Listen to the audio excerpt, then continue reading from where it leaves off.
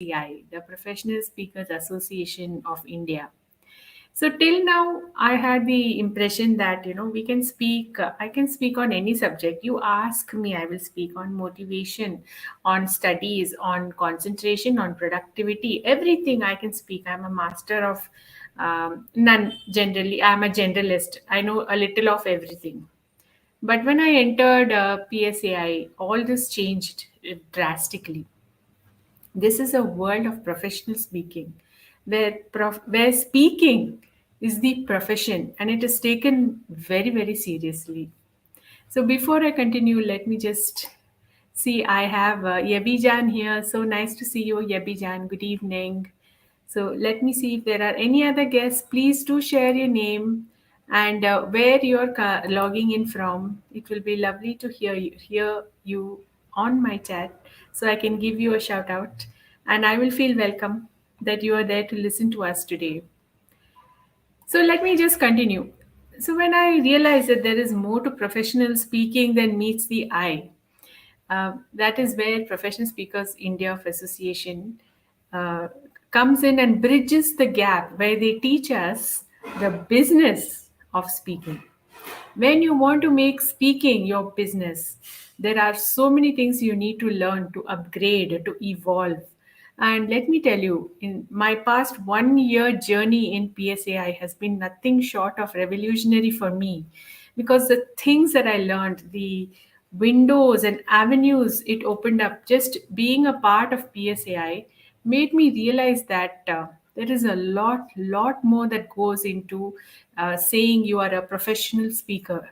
There is a lot of work that you have to do on your side to brand yourself as a professional speaker. And this is where I learned the ropes, and I am still learning. So, Professional Speakers India, Association of India, for our new audience members, this is an association formed to build a strong community to help you enhance your professional speaking career globally. So now we are global. We are no more saying Indian. We are going straight away. We are given a platform where we can launch ourselves as world class speakers. The PSAI is part of the Global Speakers Federation, an organization of 17 national speaking associations of 17 countries, which include USA, Canada, Australia, New Zealand, UK, Malaysia, South Africa, and more.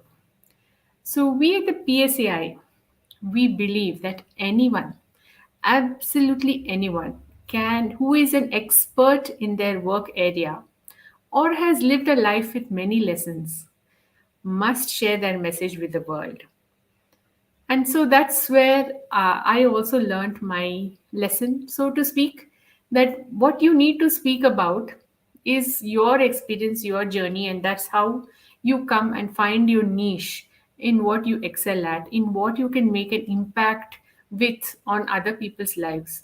Because at the base of it, when we go out to speak, we want to help other people improve their lives the same way our life was improved when we went through all those difficulties or challenges.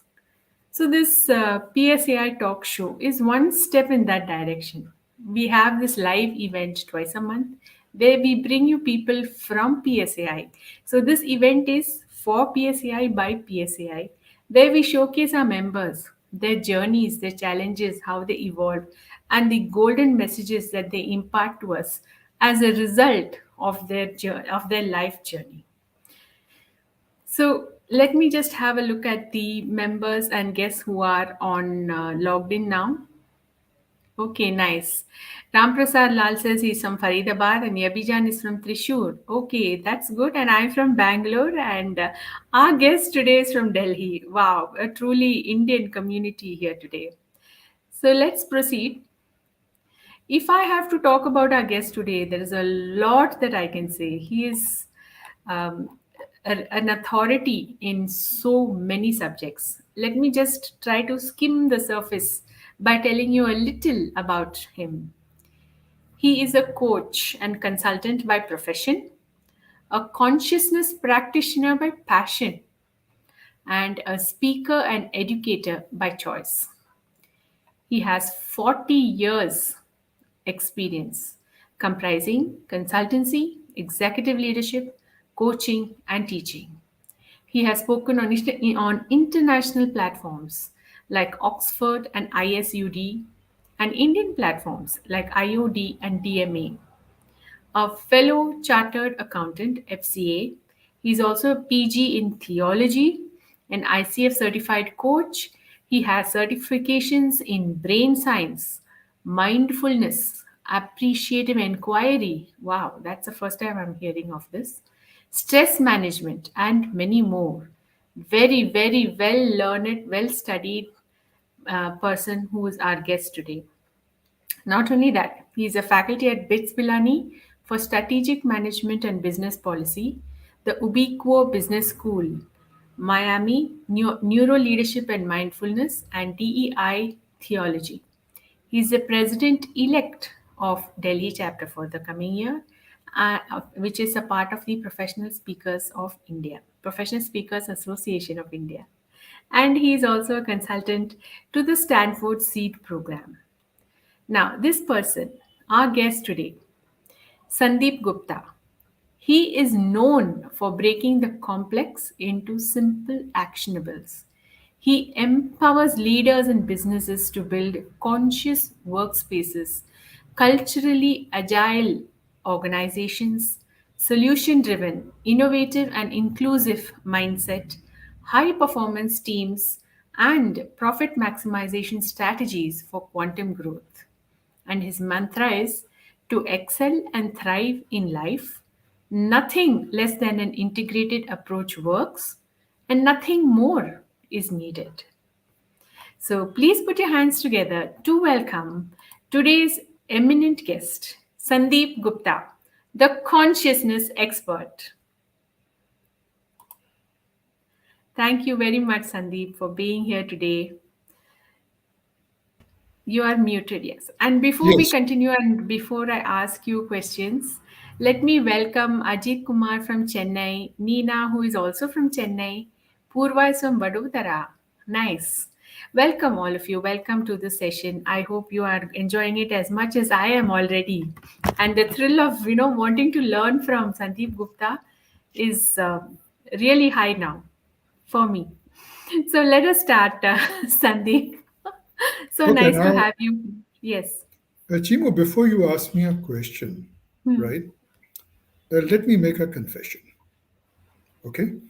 Yes. To be invited by your peers, to be heard, to speak, to interact with them, I think that is the biggest validation a person can have.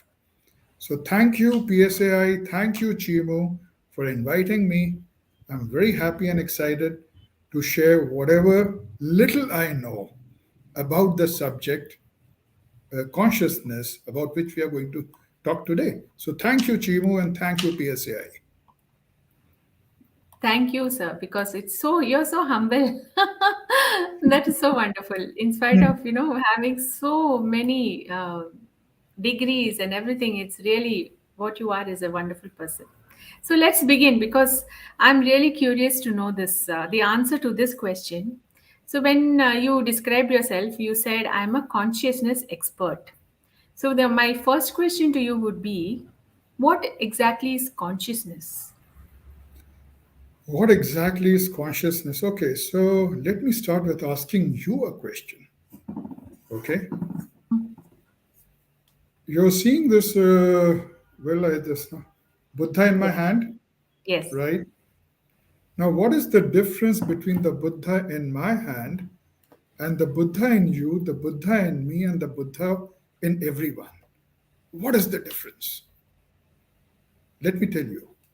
The difference is consciousness. Now, obviously, you'll say, what rubbish Sandeep is saying. From the time I've been born, I've been conscious. My consciousness is growing every day. I'm surviving. I'm achieving my goals. I'm happy.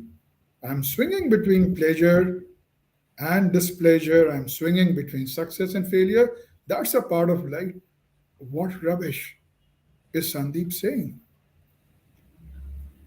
You know, you're absolutely right. But the thing is, you are aware.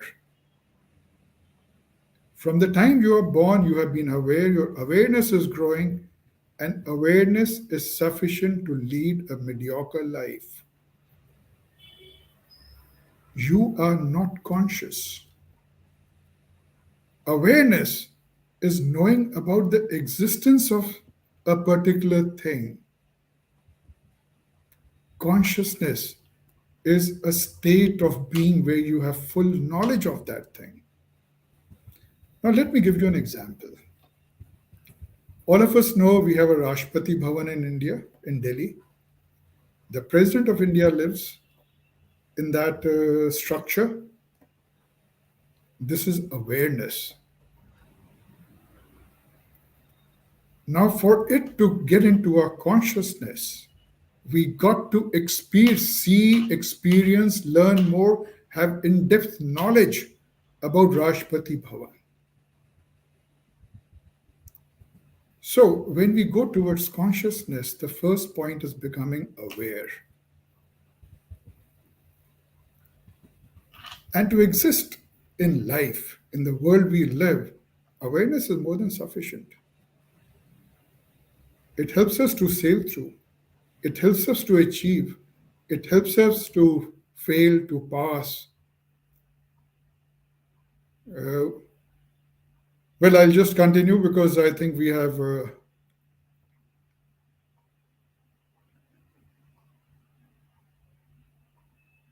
Have you been disconnected?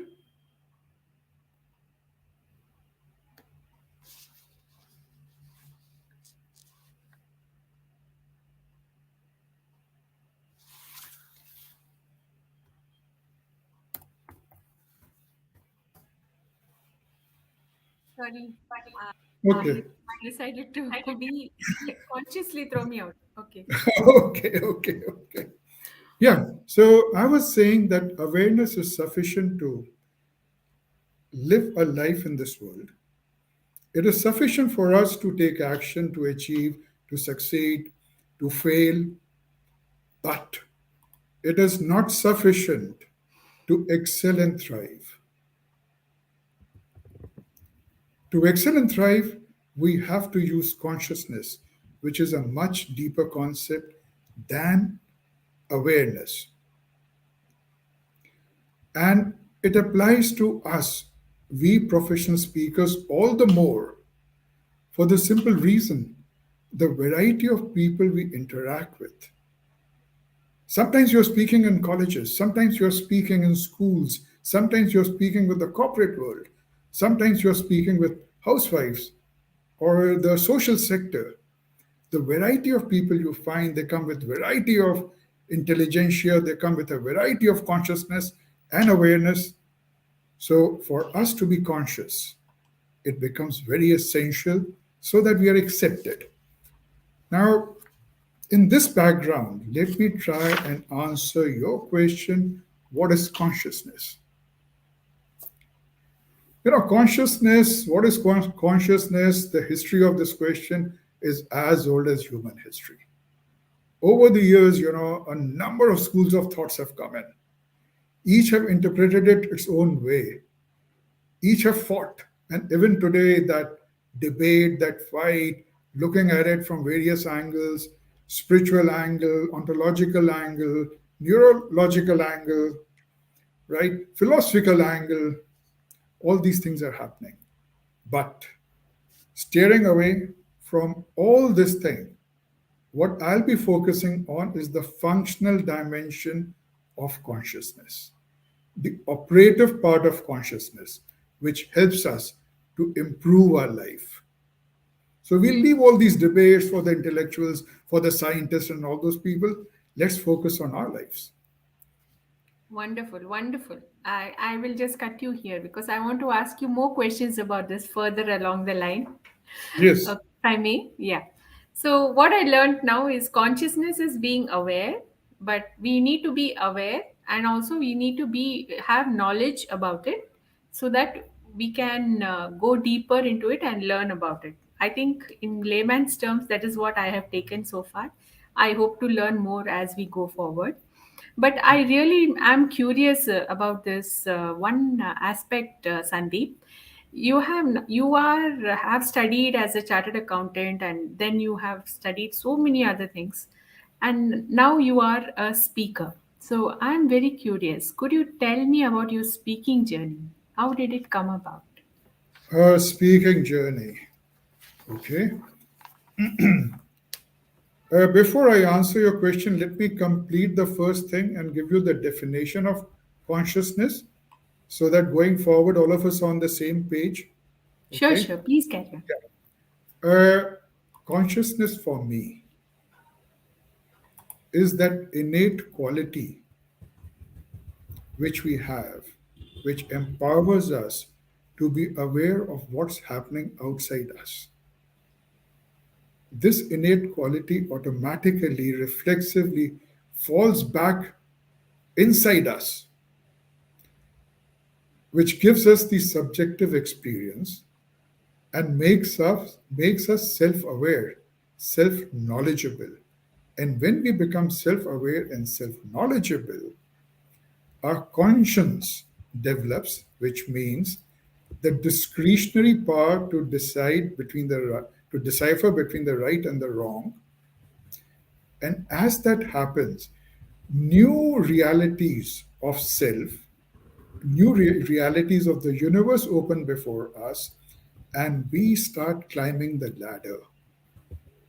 We start operating from a higher level because consciousness can be easily described as a spectrum with various stations of human personality. At the top is the cosmic personality, at the base is the egoic personality.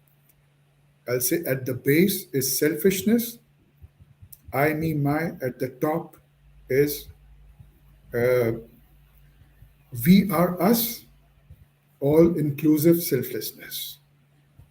So, and the consciousness evolution, which I'll be talking about later, is climbing this ladder, understanding greater realities within us and the universe, and using them in our life to excel and thrive. Now, coming to your question, my journey. You see, as a child, as far as I remember, I was very active in theater, school theater. I was always on the stage, but somehow the other, I could never muster up the courage to go and speak in a debate. Though I used to envy those guys, it's rather paradoxical. I'm on stage, not scared, but yes, I was scared to go and speak. And probably when I look back, my circumstances of growing up, they had an impact on me. Anyway, fast forward, college, 1971. Not prepared to speak, still one day I find myself, I just stand on the desk and give a lecture or a speech. It was election time and I win. I say, hey guy, you can speak on and off, laziness, this thing, that thing.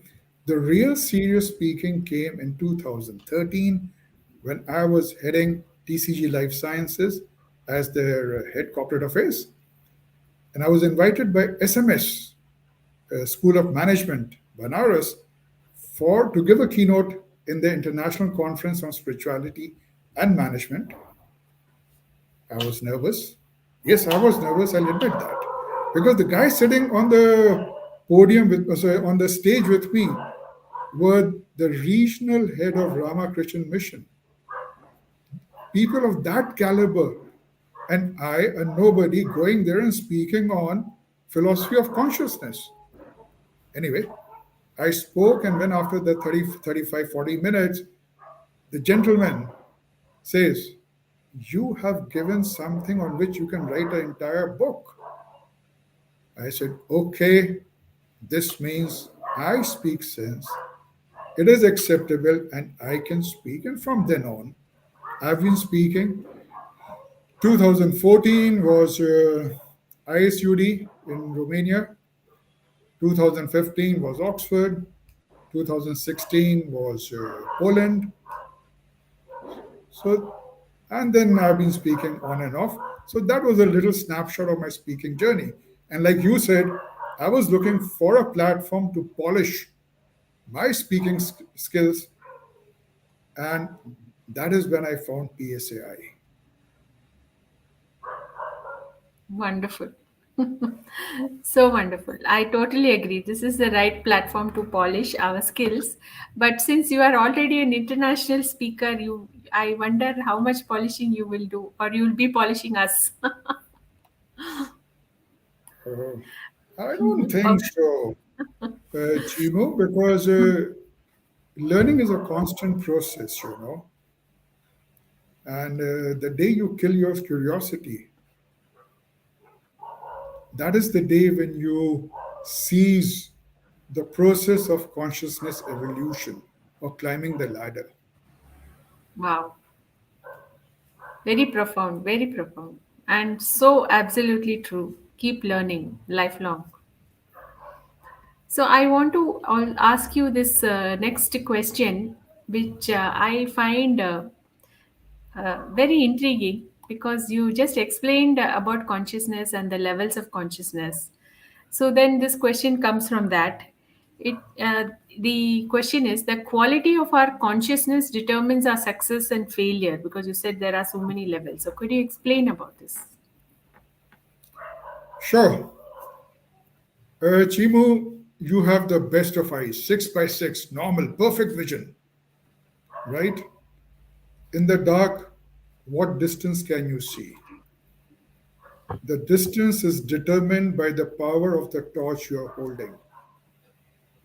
If the cells are weak and the light emitting is just 20 feet, you will not see beyond 20 feet.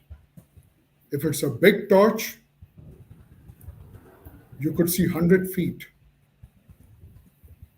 Okay. Similarly, our consciousness, the quality of our consciousness determines to what extent we are successful or how easily success comes to us, right? Let me put it that way. Interestingly, you know what happens? When you buy something new and you don't know how it operates, you'll go through the manuals, you'll go through YouTube looking at the videos, right? You'll be asking friends, experimenting, and then you'll say, oh, I've got it. But when it comes to managing ourselves, it comes to managing the human machinery or changing the human machinery or altering the human machinery, we just straightway jump into it, believing that we know everything and we can manage it. Okay, we don't bother to see the dynamics. To answer your question, how does consciousness impact? We'll have to, I'll quickly look at two things: the human construct and the spectrum of consciousness. Okay, as far as the human construct is concerned,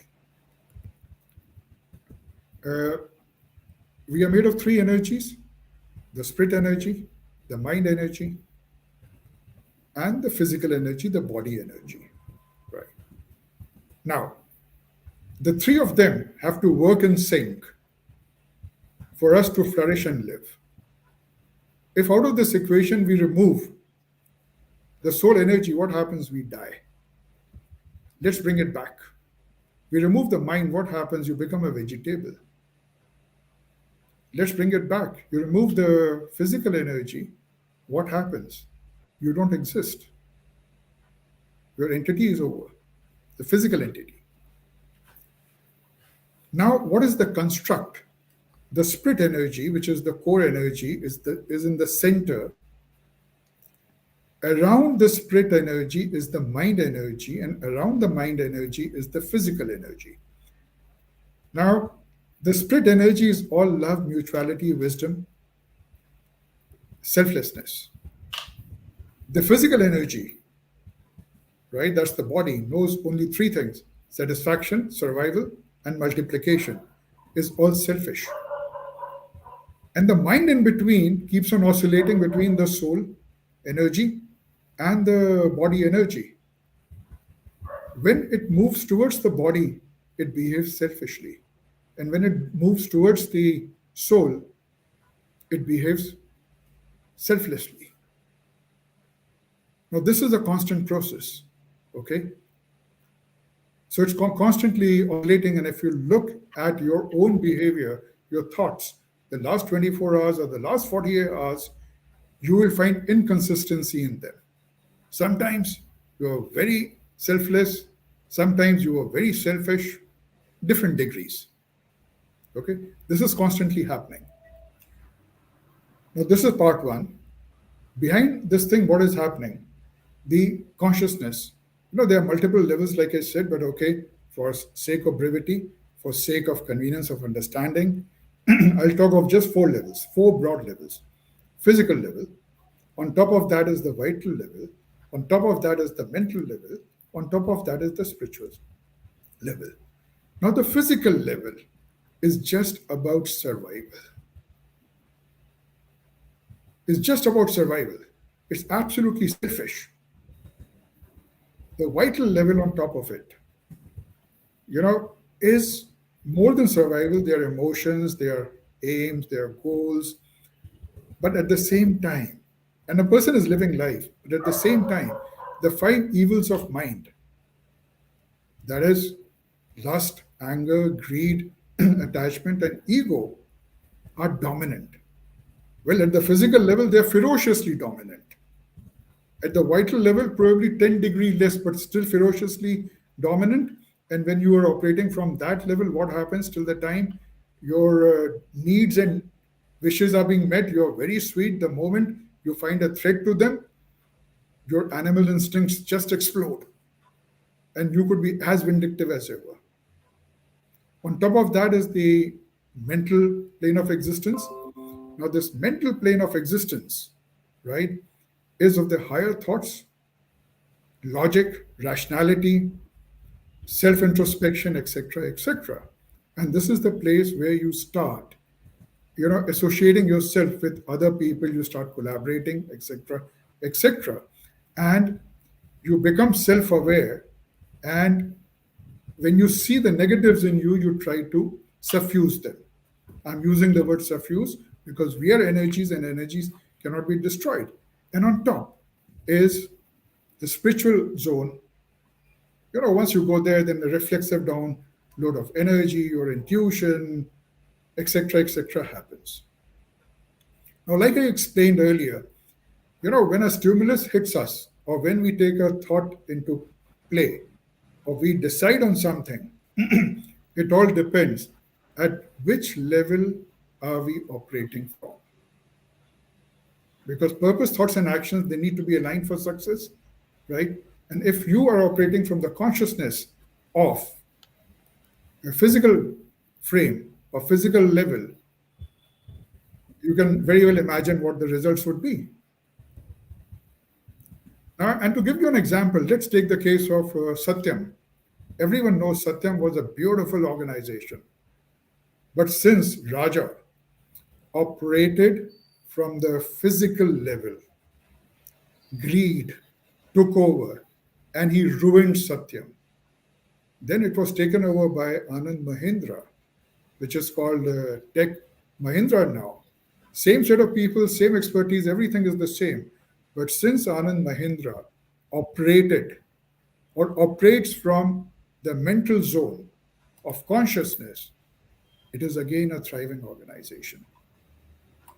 So, this is the way, your level of consciousness from which you operate impacts your success or failure. Well, there are much more details to it, but I think because of the paucity of time, I've just gave you a stadium view of the entire thing.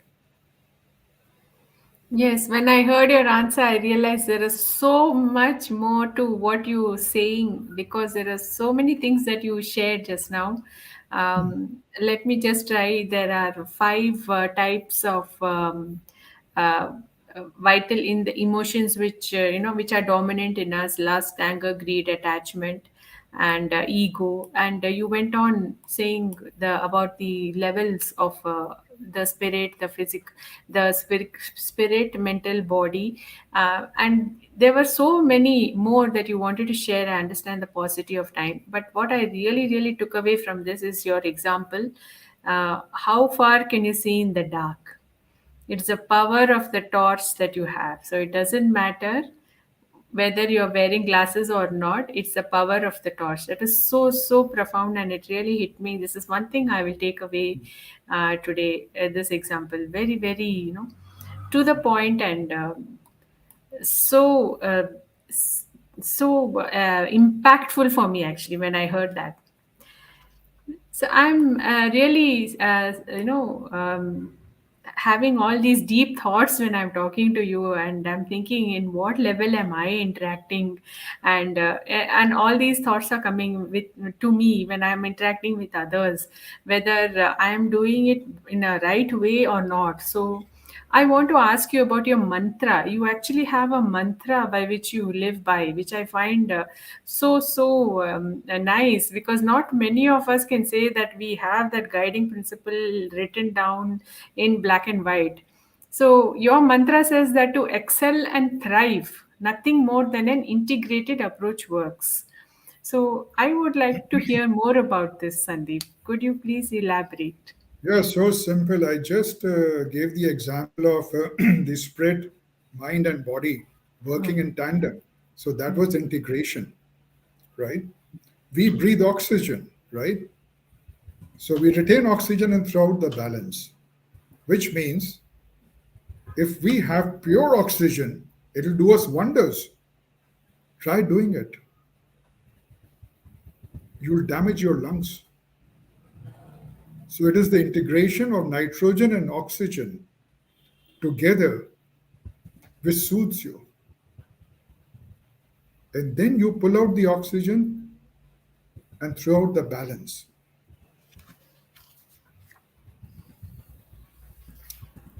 Similarly, have you ever seen that, okay, your mind, your brain, obviously they work together because mind gets the information, brain processes the information. And the third angle is the way you react to the information, the way you react to the people, the way you react to situations. These three things, the mind, the brain, and your reaction quotient, let me put it this way. When they are in sync, you flourish. When they are not in sync, there's chaos, agitation, anger, or confusion. This reminds me of a quote of Martin Luther King Jr. If you permit me, I'll just read it out. Yes, Whatever please. effect, whatever affects one directly, whatever affects one directly, affects all indirectly. I can never be what I ought to be until you are what you ought to be. This is the interrelated structure of reality.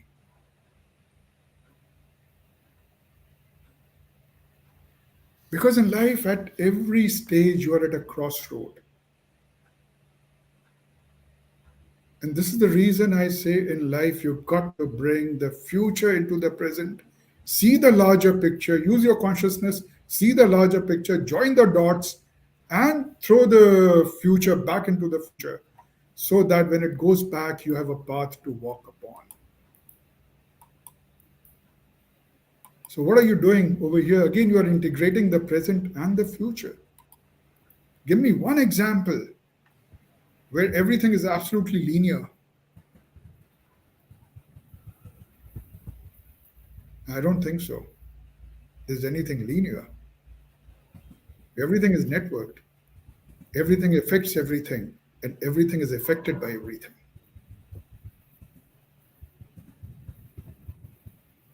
I hope I've been able to answer your question.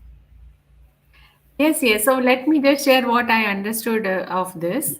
The main point which really struck me was everything is networked, everything is affected by everything. So, in the same way, our mind and brain and reaction should be in sync for us to survive or to thrive, not to survive, to thrive. So our reaction depends on how our brain and mind are in sync to what we actually react. I hope I am What, able to. as a small correction, right? Our reactions are determined by our past experiences. And this is the reason, that there's a fad of let go, let go, let go these days. Everyone is talking because Yes. those are the negative experiences which we have and we Hmm. react accordingly. But when you develop your consciousness, right, and you operate from a higher level, Hmm. then you stop reacting and you start responding. And that makes the entire difference.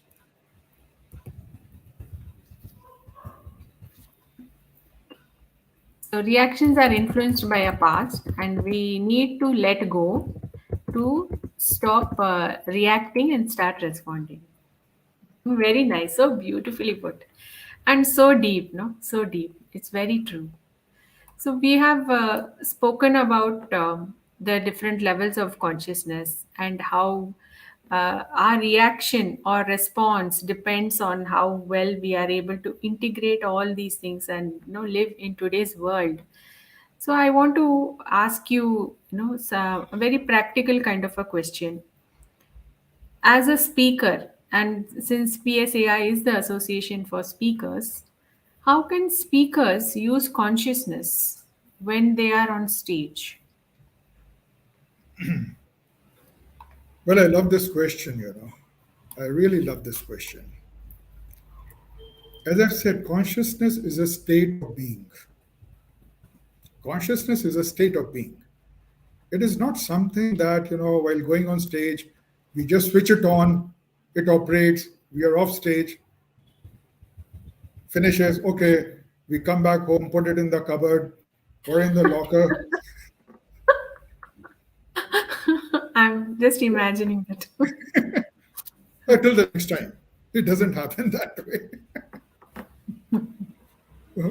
Okay, so we have to look at this thing at two levels. One is preparing yourself as a speaker and self management on stage. Okay, now I've been hearing a lot, that speakers are supposed to perform. Speakers are supposed to perform. Speakers are supposed to perform. Personally, I don't agree with this view. Speakers are supposed to transform. They are Wow. supposed to add value by their talks, and the talks have to be inspiring, right? They have to be inspiring, influencing, and motivating. And when can the talks become inspiring, influencing, and motivating? They can become inspiring, influencing, and motivating for the audience only when, number one, we are comfortable in our own skin. We don't try to imitate the successful because each one is unique in himself or herself. Number two, we connect with the heart. Number three, we speak from the heart with a service attitude. Number four, since we are supposed to transform, add value, or provide solutions, and we also know that you that to find a solution, you got to operate from a higher level of consciousness than the consciousness which created that problem. So you also need to be, or you should at least try to be one step above the audience, okay, and operate from a higher level of consciousness. Now, what I find a lot of speakers, they go there, they speak, give a lot of knowledge. Personally, I believe, well, God bless them. But the truth is that knowledge today in the world of internet is available a dime a dozen.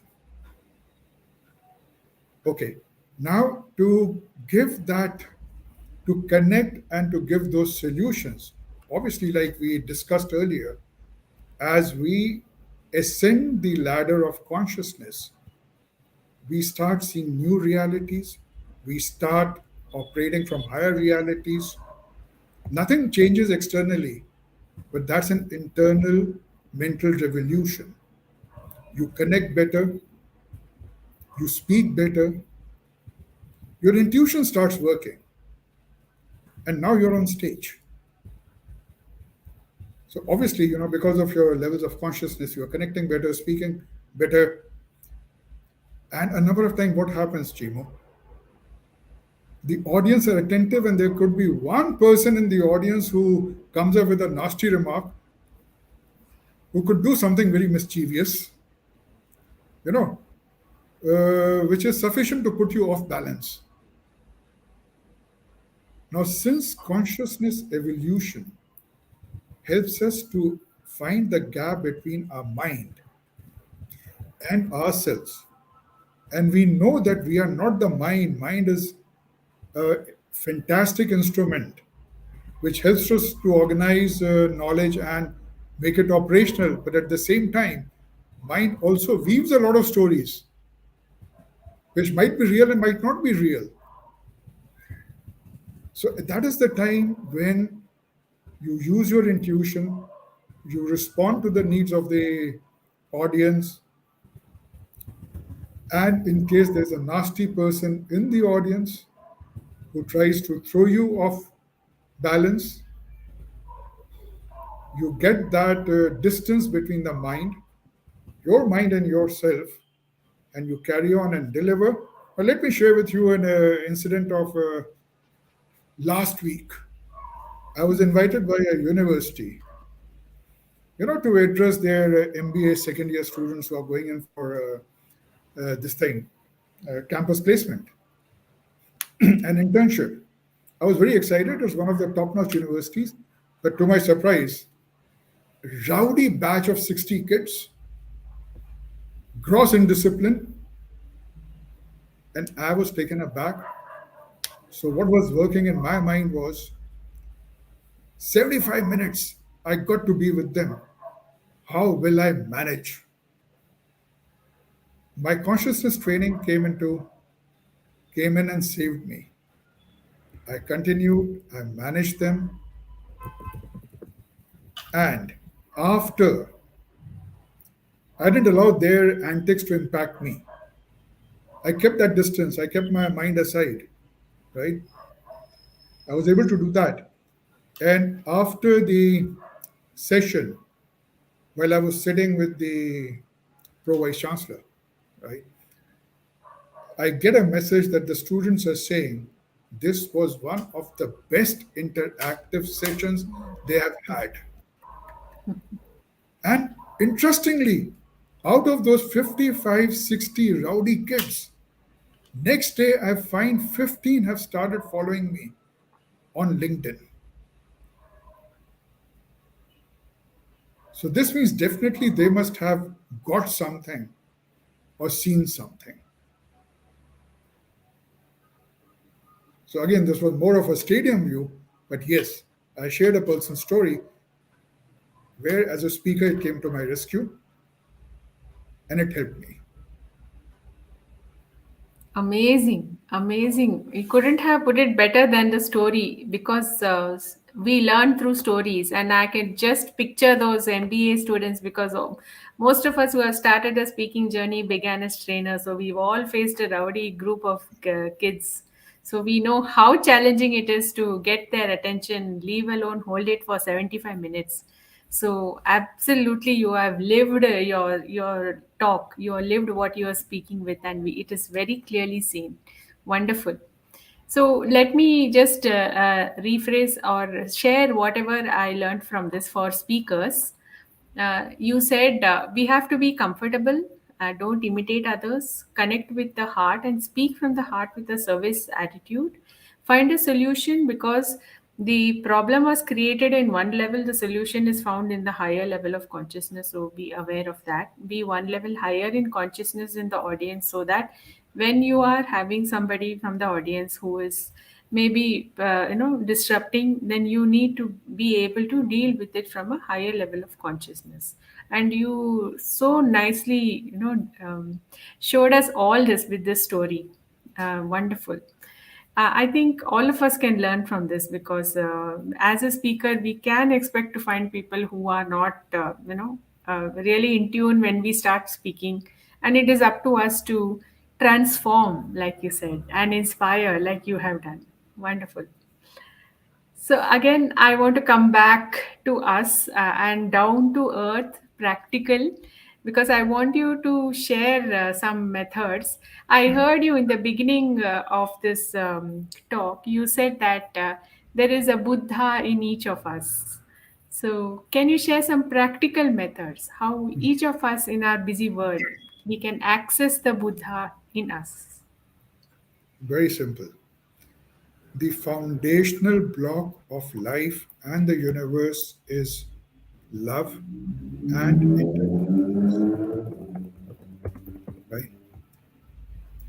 Practice, bring love into your purpose, thoughts, and actions. Unfortunately, love today has come to be associated with the emotional dimension which you share with your spouse, with your friends, with your children, with your parents. And we call that love. Yes, that is just a small reflection of love. In fact, that is infatuation or affection or what's the other word? Okay, infatuation, affection, or attachment. Okay, love is basically a state of being which stands on four legs: the legs of trust, the leg of respect, the leg of compassion, and the leg of mutuality. Okay, so when you practice these four legs and you bring them into your life, the Buddha starts awakening, because then you're aligning yourself with the higher laws of nature. Okay, and from the process point of view, it starts with being mindful, being in the present. That enables you to observe what is happening outside you and what's happening inside you. The reactions I was talking about, right? And when you start observing those reactions, emotional intelligence comes into play. How do you manage those reactions? And once emotional intelligence comes into play, then you develop the ability to look beyond yourself, look beyond your ego. And then you don't treat the other people as objects of your gratification. You treat them subjects like yourself. You don't control and command, you start collaborating. Okay? And then develops your discretion, that power which deciphers the right from the wrong. And when you develop that, you start developing your intuition. Intuition is the voice of the spirit intelligence, because the spirit intelligence, mental intelligence, and body intelligence, all the three are working 24 by 7 in sync. They're working together. It's a different matter. Our mental intelligence, tells the spirit intelligence, shut up, don't speak, I know best. So that's a different matter, right? So then your intuition starts working. And when your intuition starts working, you get the integral vision of the universe and yourself. Your Buddha is fully awakened. So it's not difficult. And guys, let me share with you, just practice four things: attention management, observation. Observe what is happening inside you and outside you. Whenever any impulse hits you, right? Take a pause, don't react. You'll find you'll start responding. And lastly, accept. Accept reality the way it is, not with riders or justifications. I failed because I got late. No, man. You failed because you have failed. Accept that you have failed. The reasons and justification can come later. So, Chimo, if you want, I can just keep going on and on, but I think what I was told, the time factor, Yes, yes, absolutely. So I love this, the way you brought it, right down to our daily life, where we can, all of us can start finding the Buddha in us by being mindful, by being in the present, small things which we can immediately apply in our lives and, be aware of what is happening around us, inside us, so that we can make better choices. So I like that, and I think it's very, very practical and immediately applicable. So thank you for that. So, like we just saw, we have a few minutes left. So I would like to now go to the rapid fire round. So just answer immediately, don't think about it. And I'll start with a very easy question. In the meanwhile, can I request the audience, if you have any questions, please share them in the chat so that once we finish the rapid fire, we will have a few minutes to take up any questions that you may have. I know there'll be so many questions, and I'm sure Sandeep has also got a lot more to share. But 1 hour is just not enough to get the whole, amazing depth of his knowledge. So let's move on to the rapid fire. So I'll just ask you a nice, easy question to start off with. What is the book that you're reading now? oh, the book I'm reading now is called Orbit Shifting, right? It is an internal shift, which promotes innovation rather than incremental improvement. Who is the Again, author? it's written by Rajiv Narang and Devika, and Okay. it's a brilliant book, and Anand Mahindra has recommended it highly. Wow. Okay. Yeah, All of us out there, let's take note of this orbit shifting, a book to be Orbit read. Shifting. Yeah. So the next question: if you are given a choice between living on a beach or in a mountain, what would you choose? Basically, I'm a mountain person. I don't hate beaches. I love beaches for reasons, but I'm a mountain person. Yeah. Okay. So would you describe yourself as very serious or a little humorous too?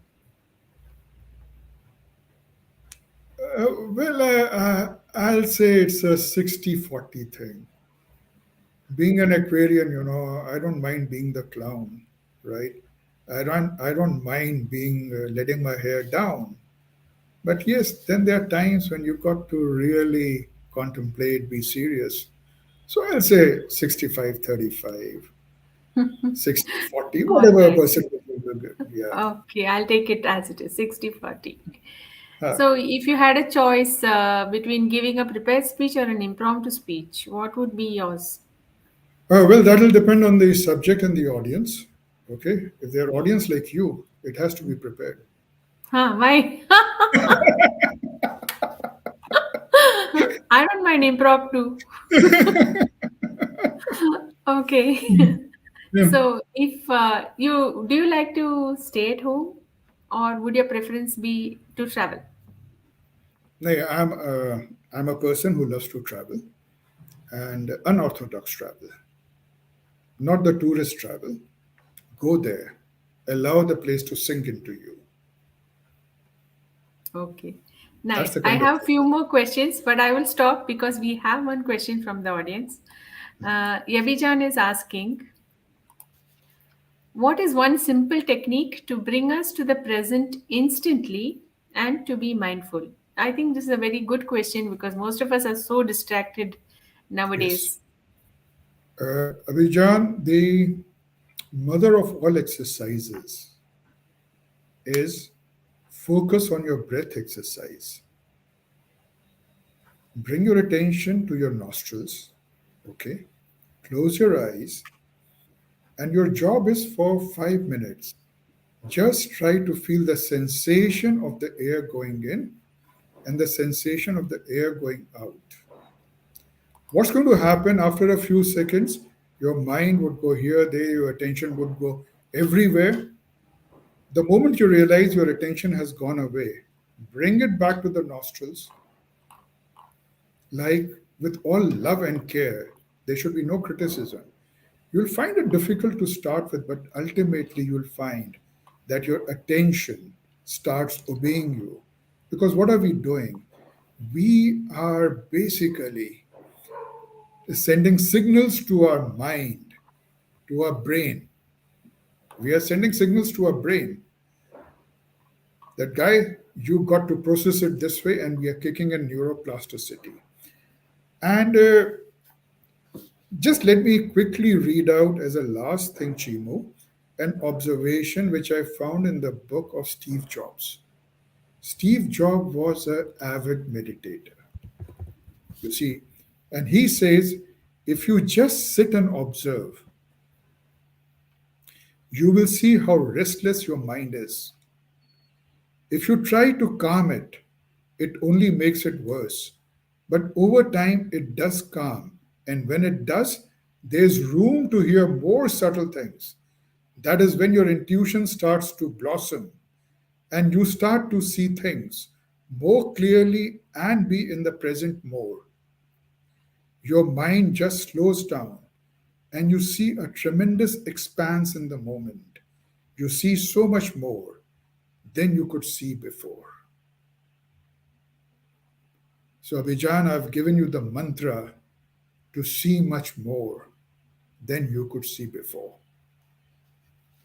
Wow.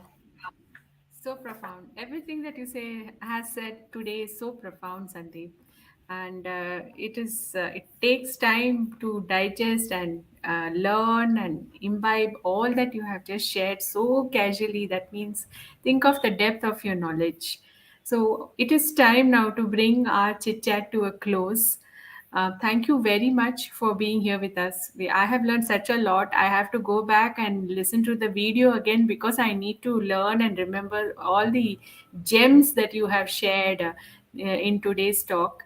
So I'm sure all of us will also benefit hugely from going back and looking at the video again because that much of knowledge has been packed in today's show. Thank you so much, Sandeep. Well, thank you, Chimo. I really enjoyed it. And you have been very nice by praising me so much. Thank you very much. Namaste. Thank you. So, for all of us here, all the audience, let me just summarize what Sandeep has shared. And he has shared such a lot. What I have learned from this 1 hour is that consciousness has a whole spectrum, and the most highest spectrum is the cosmic personality, and the lowest is called the egoic personality. And we are all built up of three layers: the physical, the vital, mental, and spiritual. And how all these three layers work together in sync, which Sandeep calls the integrated approach, is responsible for our success. We can thrive and succeed as long as all these three layers are in sync and working together. And he also shared some very, very easy tips that all of us can practice to bring out the Buddha in us. Be mindful, stay in the present, and a very quick way of bringing your mind back from wherever it's wandering and getting it to focus. Breathe, focus on your nostrils and your breath. And he also concluded with a beautiful quote from Steve Jobs. I would encourage all of you to read the book which he has recommended. The name of the book is I'll share the name in a minute. Orbit Shifting, correct, by Rajiv Narang. I definitely aim to go and look it up. So thank you so much. I definitely enjoyed this chat and I learned such a lot. I have to go back and relearn a lot of the stuff that I had assumed. With that, this is Chimmu Kutty signing off on behalf of PSAI Talk Show. See you.